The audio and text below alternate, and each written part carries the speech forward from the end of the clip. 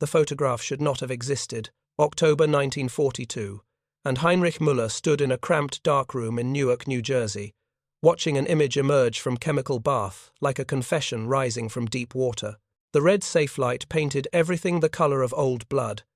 His hands, encased in rubber gloves, trembled slightly as he lifted the print with tongs, not from fear, but from the weight of what it revealed. The photograph showed an assembly line. Not unusual in itself. America built things on assembly lines. Everyone knew this. Henry Ford had invented the concept, turned it into religion. But this assembly line stretched beyond the frame's capacity to contain it. And moving along it, in various stages of completion, were tanks. American tanks. M4 Shermans, their hulls gleaming under industrial lighting, their turrets being lowered by overhead cranes, their tracks being fitted by workers who looked less like soldiers and more like the mechanics who'd serviced Müller's car before the war. He counted 17 tanks visible in this single photograph. 17. And the line continued beyond what the camera could capture.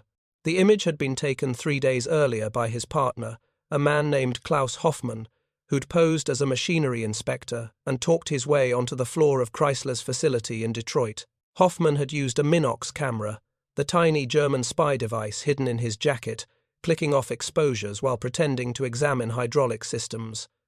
The risk had been enormous. Discovery meant execution, but Berlin had been insistent. They needed to know what America was actually producing. If you're enjoying this deep dive into the story, hit the subscribe button and let us know in the comments from where in the world you are watching from today.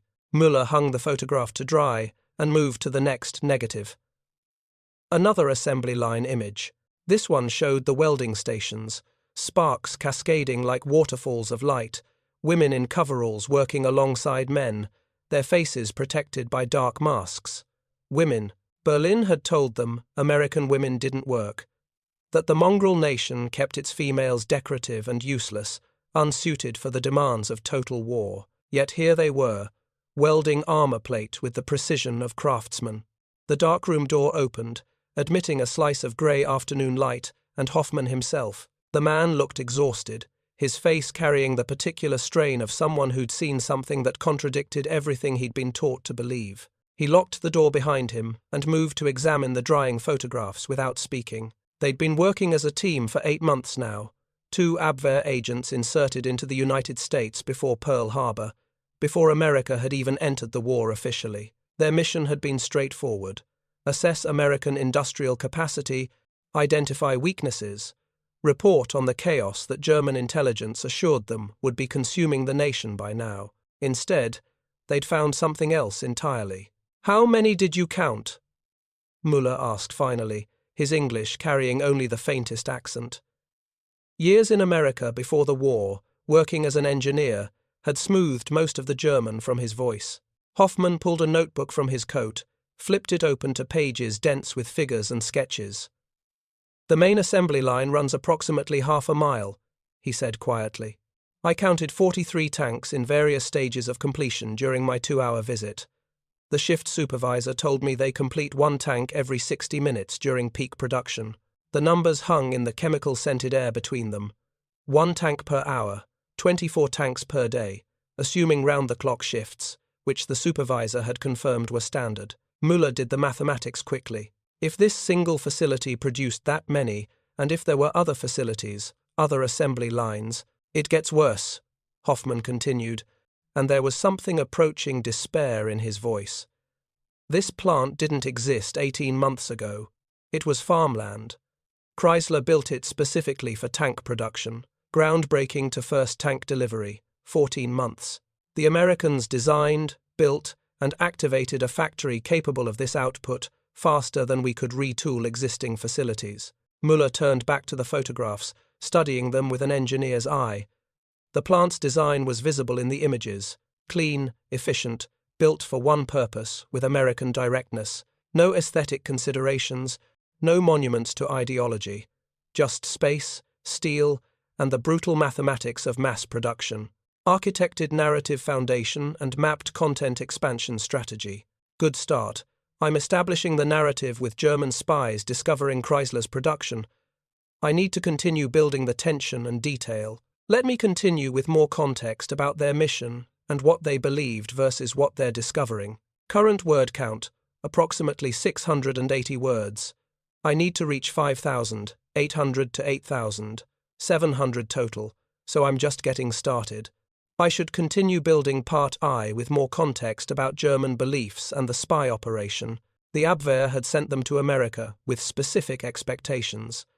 Intelligence reports from Berlin painted a picture of a nation in disarray. Roosevelt's warmongering had pushed an unwilling population into conflict. Factory workers were striking for higher wages, crippling production. Raw material shortages were strangling industry. The American military was a joke, soft men playing at war with obsolete equipment and no stomach for real fighting. Müller had believed these reports initially. Why wouldn't he? They came from German intelligence, from analysts who'd studied America's weaknesses, from a system that had conquered most of Europe through superior understanding of enemy capabilities. The Abwehr was professional, methodical, rooted in Prussian military tradition. They didn't make mistakes about something as fundamental as enemy industrial capacity. Yet here, in this dark room in Newark, watching evidence develop that contradicted everything Berlin had told them, Müller felt the first fractures in that certainty. "We need to send this," Hoffman said, gesturing to the photographs. "All of it. The production numbers, the plant specifications, everything." "They won't believe it," Müller replied. He'd already tried once, 3 months earlier, sending encrypted reports about American aircraft production that exceeded German estimates by a factor of 3. Berlin had responded with skepticism, suggesting his numbers were corrupted by American propaganda. They'd instructed him to verify his sources, to be more careful about distinguishing reality from the lies that democratic societies told their citizens to maintain morale. But these weren't lies. These were photographs, physical evidence that couldn't be explained away by propaganda or statistical manipulation. Hoffman had stood inside that plant, breathed its air, watched tanks roll off the line with his own eyes. "We send it anyway," Hoffman said firmly. "It's our duty. What Berlin does with the information is their decision." The transmission went out that night from a safe house in Queens, encrypted radio bursts carrying compressed data across the Atlantic to a listening station somewhere in occupied France. Along with the coded message, they'd prepared a dead drop with physical copies of the photographs and detailed schematics Hoffman had sketched from memory. The report was precise, unemotional, written in the clinical language of intelligence assessment. Subject facility: Chrysler Detroit Tank Arsenal. Location: Warren, Michigan. Commenced operations: July 1942. Current production capacity: estimated 20 to 25 M4 Sherman medium tanks per 24-hour period. Workforce: approximately 10,000 personnel operating 3 shifts. Notable observations: facility purpose-built for tank production, incorporating assembly line methodology pioneered in automobile manufacturing. Production appears sustainable and expanding. No evidence of material shortages or labor disruptions observed. Müller read it over before transmission, and the words felt inadequate. How could you capture in clinical prose the reality of what Hoffman had witnessed? The scale, the efficiency, the casual confidence of a nation that could convert farmland into a tank factory in 14 months and then operate it with the smooth precision of a watch mechanism? The response from Berlin came 3 days later, and it was worse than skepticism. It was dismissal. "Your production estimates deemed unreliable. Confirm sources and methodology. American propaganda, known to inflate industrial output figures.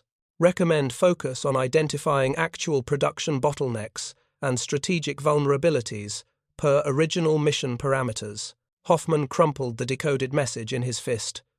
"They think we're fools," he said, his voice tight with anger. "Or that we've been turned. They can't conceive that America might actually be capable of this. Can you blame them?" Müller asked, though the question was rhetorical. If someone had told us in Berlin that America could build a factory this size, this quickly, producing this many tanks, we would have laughed at them.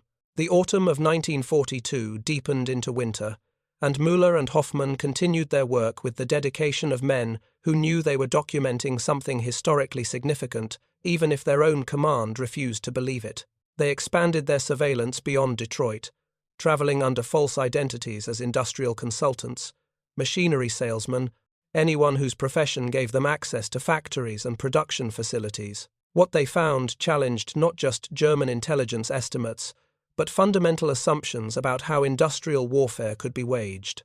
In Pittsburgh, they toured steel mills that ran 24 hours a day, producing armor plate in quantities that would have supplied Germany's entire tank production for a year in a single month's output. The furnaces never cooled. The workers changed shifts, but the production continued in an unbroken rhythm that seemed almost biological, as if America itself had become a living organism dedicated to manufacturing war materials. In Buffalo, they observed aircraft assembly, and the scale made Chrysler's tank plant seem modest by comparison. B-17 bombers, massive four-engine aircraft, being assembled in halls so vast they generated their own weather systems. Humidity from welding and painting condensed into clouds near the ceiling.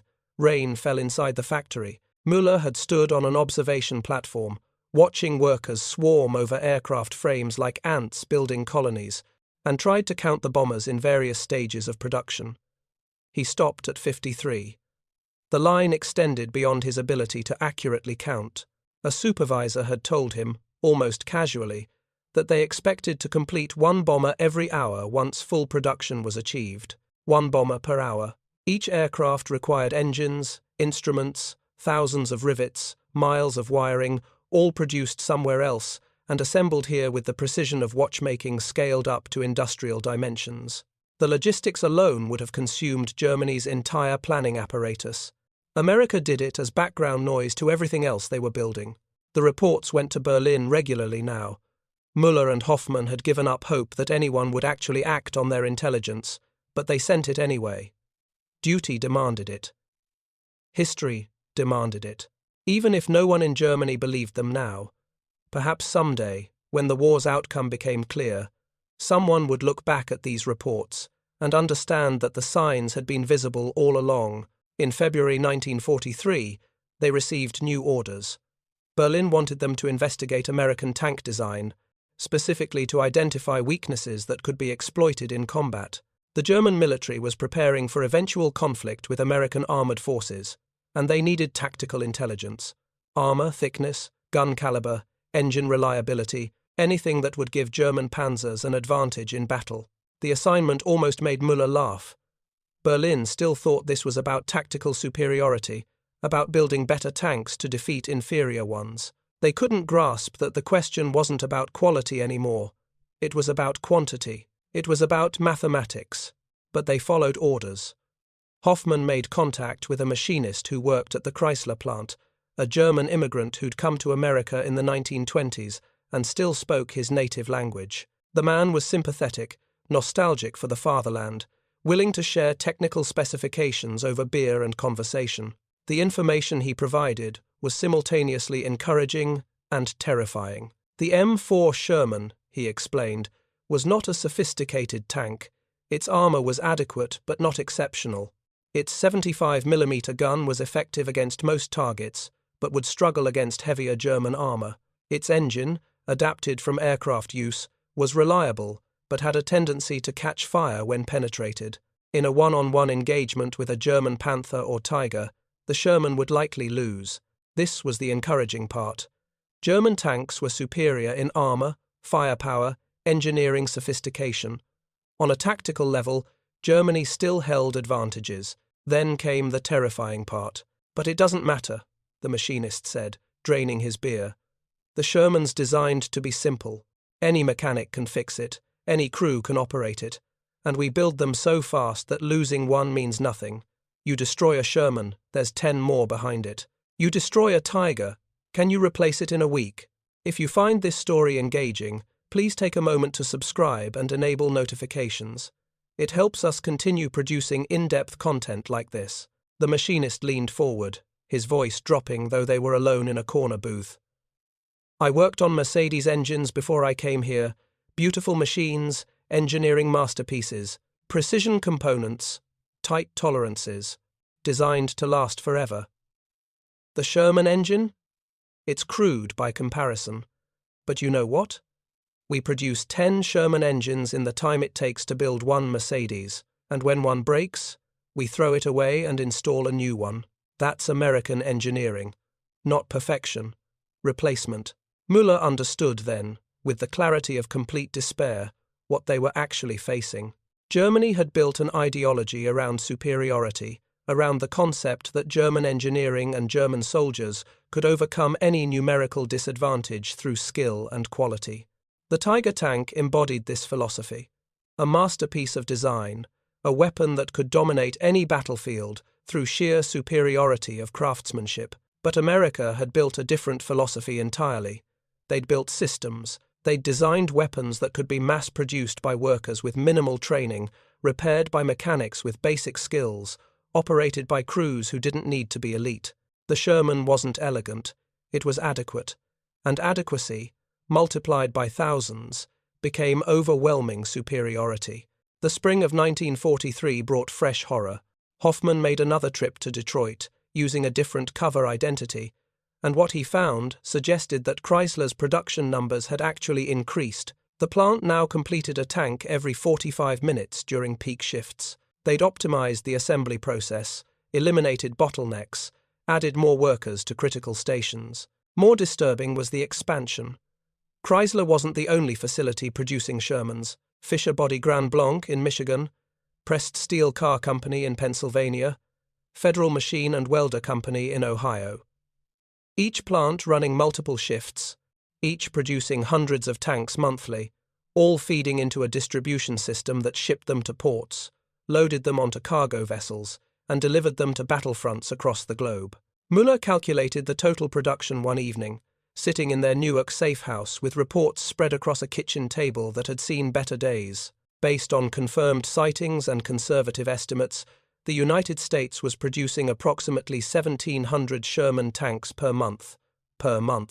Germany's entire 1942 production had been approximately 6,000 tanks of all types. America would surpass that total in 4 months. The numbers were so absurd that part of Müller wanted to check his mathematics to find the error that would bring the figures back down to something comprehensible. But he'd triple-checked everything. The numbers were correct. They were just impossible to accept. "We're documenting the defeat of our own country," Hoffman said quietly, watching Müller work through the calculations. "Every report we send, every photograph we take, we're building a case for why Germany can't win this war." "Berlin still doesn't believe it," Müller replied.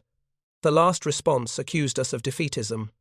They said our analysis was corrupted by extended exposure to enemy propaganda." Hoffman laughed, a sound without humor. "Propaganda. They think seeing tanks roll off an assembly line is propaganda." But the accusation had weight, and both men knew it. They'd been in America for over a year now, living among Americans, watching how the society functioned. Maybe they had been corrupted, not by propaganda, but by reality. Maybe seeing how America actually worked, how its systems operated, how its people responded to the demands of war, had fundamentally altered their ability to maintain the worldview Berlin required. In Germany, total war meant sacrifice. It meant rationing, substitutions, making do with less, while being told that German spirit would overcome material limitations. Workers labored under threat and ideology, driven by fear of failure and punishment. In America, total war looked different. The civilian economy hadn't collapsed, it had transformed. Factories that made cars now made tanks, but the workers were paid, fed, housed adequately. Women joined the workforce not as conscripts but as volunteers, taking jobs that paid real wages and offered genuine purpose. The sacrifice was present, certainly. Families sent their sons to war, rationing existed for some goods, but underneath it all ran a current of confidence that Germany never possessed. America believed it would win not through superior will or racial destiny, but through superior production. And that belief wasn't propaganda. It was mathematics, documented in factory output reports, shipping manifests, and assembly line efficiency studies. Müller had begun keeping a journal, something technically forbidden for an intelligence operative, but necessary for his own sanity. In it, he wrote observations that would never make it into official reports. July 19th, 1943. Visited a neighborhood in Detroit near the Chrysler plant. Workers' housing, modest but adequate. Every home has electricity, running water, refrigeration. Children play in streets that are paved, well maintained. No bomb damage, no destruction. The war exists somewhere else for these people. They build weapons but don't live in fear. How do you defeat that? How do you fight a nation whose citizens manufacture war while living in peace? The journal helped him process what they were witnessing, though it also deepened his understanding of how completely Germany had miscalculated. The Abwehr had sent them to find weaknesses, vulnerabilities, cracks in American morale that could be exploited. Instead, they'd found a civilization that had mobilized for war without sacrificing its fundamental character. In August, Hoffman made contact with another source, a foreman at the Chrysler plant who'd fought in the First World War and retained complicated feelings about Germany. The man agreed to provide internal production reports, documents that showed not just output numbers, but the metrics Chrysler used to measure efficiency. Reading these reports felt like examining an autopsy of German strategic planning. The level of detail was stunning. Chrysler tracked every minute of production time, every delay, every efficiency gain. They measured worker productivity by the hour, calculated optimal shift rotations, analyzed supply chain logistics with the precision of a military campaign. One report noted that the average time to install a tank's transmission had been reduced from 47 minutes to 32 minutes through improved tooling and worker training.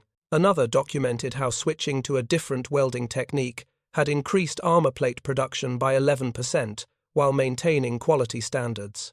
These were the obsessions of a society that had turned warfare into engineering problem-solving. Every inefficiency was analyzed, every delay studied, every bottleneck addressed with systematic focus. The Germans built tanks like craftsmen making masterpieces. The Americans built tanks like scientists running experiments, constantly iterating, constantly improving, constantly accelerating. They're going to bury us, Hoffman said, reading one of the efficiency reports. Not through better tactics or superior soldiers, through process improvement and production optimization. We're going to be defeated by management consultants. The absurdity of it would have been funny if it weren't so completely true. September brought news from the European theatre. Allied forces had invaded Italy. American and British troops, supported by naval bombardment and aerial superiority, had pushed through Sicily and onto the mainland. German forces were fighting well, tactically sound, demonstrating the battlefield excellence that German military tradition had always emphasized. But they were outnumbered, outgunned, and most critically, they were facing an enemy that could replace losses faster than Germany could inflict them. Every tank destroyed was replaced by 3 more. Every aircraft shot down was succeeded by 5 more. The mathematics of attrition had become hopelessly one-sided. Müller and Hoffman listened to BBC broadcasts in their safe house, hearing reports of American equipment flooding into combat zones. The Shermans they'd watched being built in Detroit were now fighting in Italy, and while they weren't invincible, they were everywhere. Overwhelming presence compensating for individual vulnerability. German commanders in Italy were requesting more Tigers, more Panthers, better equipment to counter the Allied material advantage. But Germany couldn't build Tigers fast enough. The production capacity didn't exist. The resources were stretched across too many fronts, too many demands, too many improvised solutions to fundamental problems that American industry didn't even recognize as problems. In October 1943, exactly 1 year after Müller had first developed those photographs of the Chrysler assembly line, they received orders to return to Germany. The message was terse, official, offering no explanation, just a date, a location in Mexico for extraction, and instructions to destroy all materials before departure. They burned the journals, the reports, the accumulated evidence of American production capacity. The photographs went into a furnace one by one, images of assembly lines and factories curling into ash. It felt like destroying proof of a crime, though Müller wasn't sure who the criminal was anymore. The night before their extraction, they sat in the Newark safe house one final time, drinking American whiskey that was better than anything they'd had in Germany for years. The lights of the city sprawled below their window, a demonstration of electrical abundance that Germany couldn't match even before the war. "Do you think it will matter?" Hoffman asked. "Everything we reported, everything we documented. Will Berlin do anything with it?" Müller didn't answer immediately. He'd thought about this question for months, lying awake while Hoffman snored in the next room, trying to imagine how German strategic planning would incorporate the knowledge that America could produce more in a month than Germany managed in a year. The logical response would be seeking peace, negotiating before the material advantage became completely insurmountable. But logic required accepting defeat, and Nazi ideology didn't permit that. The entire structure of the regime was built on the concept of German superiority, of inevitable victory through superior will and racial destiny. Acknowledging that American production capacity made victory impossible would mean acknowledging that the fundamental premises of National Socialism were false. It would mean admitting that a mongrel democracy could outproduce, outthink, and ultimately defeat the master race through nothing more sophisticated than assembly lines and organizational efficiency. "No," Müller said finally. "They won't do anything. They can't. Because accepting what we learned would mean accepting that everything they believe is wrong. They'll call our reports defeatist, unreliable, corrupted by American propaganda. They'll find other intelligence that supports what they want to believe, and they'll keep fighting until there's nothing left." Hoffman nodded slowly. "Then what was the point? Why did we spend a year documenting this if no one will act on it?" Müller poured more whiskey, watching the amber liquid catch the light. Maybe there was no point, or maybe the point was just to know, to witness, to be able to say, when it's all over, that we saw it coming, that we told them. They sat in silence for a while. Two German intelligence officers who'd completed their mission perfectly and achieved nothing. Outside, the city hummed with activity, factories running night shifts, trains carrying materials, the entire apparatus of American industry functioning with the mindless efficiency of a machine that didn't know how to stop. The extraction went smoothly. A fishing boat from Mexico, a submarine rendezvous off the coast, a cramped journey across the Atlantic, while depth charges from Allied destroyers occasionally echoed through the hull. They arrived in occupied France in November, were debriefed by Abwehr officers who seemed more interested in verifying their identity than hearing their reports, and then shipped to Berlin for final processing. Berlin, in late 1943, bore little resemblance to the city they'd left. Bomb damage was visible everywhere, whole blocks reduced to rubble, survivors picking through debris that had once been homes. Rationing had intensified. The coffee was ersatz, made from roasted grain. The bread contained sawdust and potato meal. People moved through the streets with the hollow-eyed look of those who'd stopped believing in victory but couldn't admit it yet. Müller's first real meal in Germany confirmed what he'd suspected during the Atlantic crossing. After a year eating American food, even the officers' mess in Berlin felt like punishment. The portions were small, the meat suspicious, the vegetables withered. This was what Germany could provide its military elite, and it was worse than what American prisoners of war were eating. The final debriefing took place in a bunker beneath the Abwehr headquarters, a concrete room that smelled of mildew and defeat. 3 officers reviewed their reports, asking questions that suggested they'd already decided the intelligence was unreliable. "These production figures," one officer said, tapping the page. "You understand they contradict everything we know about American industrial capacity? They contradict what we believed," Müller corrected carefully. "Not what we know. We know now because we saw it," the officer frowned. "American propaganda is sophisticated. It's possible you witnessed staged demonstrations designed to inflate perceptions of their capabilities." Hoffman, who'd remained quiet until now, laughed, a short, sharp sound that made the officers look up in surprise. "Staged? You think they built an entire factory, hired 10,000 workers, manufactured thousands of tanks, all to fool 2 spies they didn't know existed? That would require more organization than actually building the tanks." The room went cold. One of the officers leaned forward. "Your tone suggests you've developed sympathies inappropriate for intelligence operatives." "My tone suggests I've developed an understanding of reality," Hoffman replied, and Müller recognized the edge in his voice, the despair of a man who tried to warn people who didn't want to be warned. America will produce 50,000 tanks before this war ends. Probably more. They'll build 100,000 aircraft. Their industrial capacity exceeds ours by a factor of 5, maybe 10. This isn't sympathy. This is mathematics. The debriefing ended shortly after that, and Müller never saw the three officers again. He and Hoffman were reassigned to different posts, separated by the bureaucratic instinct to isolate potential defeatism. Müller ended up at a listening post in Norway, monitoring Allied radio traffic and trying not to think about assembly lines in Detroit.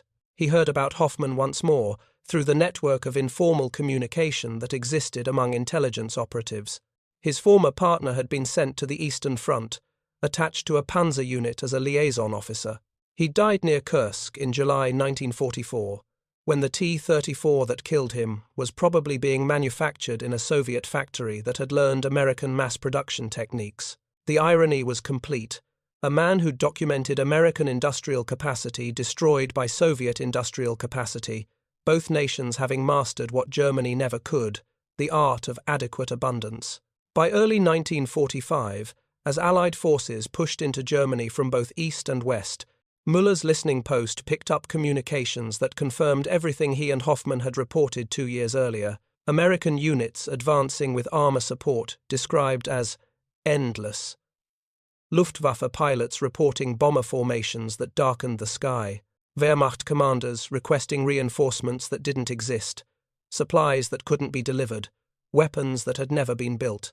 The war that Müller and Hoffman had predicted was playing out exactly as their mathematics suggested it would. Superior production, multiplied by adequate design, equaled overwhelming victory. Germany's tactical excellence, its sophisticated engineering, its ideological conviction, none of it mattered against an opponent who could build 10 tanks for every one you destroyed. In April, when news reached the listening post that American and Soviet forces had met at the Elbe, Müller thought about that first photograph he'd developed in Newark. 17 tanks visible in a single frame, the assembly line extending beyond the camera's reach. He'd counted them like a man counting approaching doom, trying to quantify the unquantifiable. Now those tanks, and the tens of thousands built after them, had driven across Europe and met in the heart of Germany, crushing everything between Detroit and Berlin beneath their treads. Not through superior firepower or tactical brilliance, but through simple, devastating abundance. The listening post surrendered to British forces in May. Müller's war ended in a processing camp, much like the ones he'd read about in intelligence reports. German soldiers being catalogued, photographed, assigned to work details, while the Allies figured out what to do with millions of prisoners. The food was adequate, not generous, but consistent. The British had systems for this, procedures developed through years of managing populations, logistics networks, that ensured even enemy prisoners received minimum caloric requirements. Germany had starved its own people trying to feed its armies. The Allies fed everyone, and still had surplus. One evening, Müller stood by the wire fence of the camp, watching trucks deliver supplies. American trucks, built by General Motors or Ford, carrying British rations purchased with American loans, all part of a logistics network that sprawled across continents and oceans without apparent strain. A British guard noticed him watching and walked over. "Impressive, isn't it?" the guard said, gesturing to the convoy. "The Yanks can move more material in a week than most countries produce in a year." "I know," Müller replied quietly. "I saw it being built." The guard looked curious but didn't press for details. After a moment, he offered Müller a cigarette, American-made, from a pack that probably contained more tobacco than Müller had seen in Germany during the entire final year of the war. They smoked in silence, watching the sun set behind the camp's buildings, painting the sky the color of industrial smoke and old photographs. Müller thought about Hoffman, about the reports they'd sent that no one believed, about the year they'd spent documenting the future while everyone else clung to the past. "We knew," Müller said finally, more to himself than the guard. "We told them." The guard exhaled smoke, considering this. "Sometimes people need to learn things the hard way," he said. "Can't just tell them." They have to see it themselves. But that was the tragedy, Müller thought. Germany had seen it. They'd seen it in Italy, in France, in the skies over their own cities.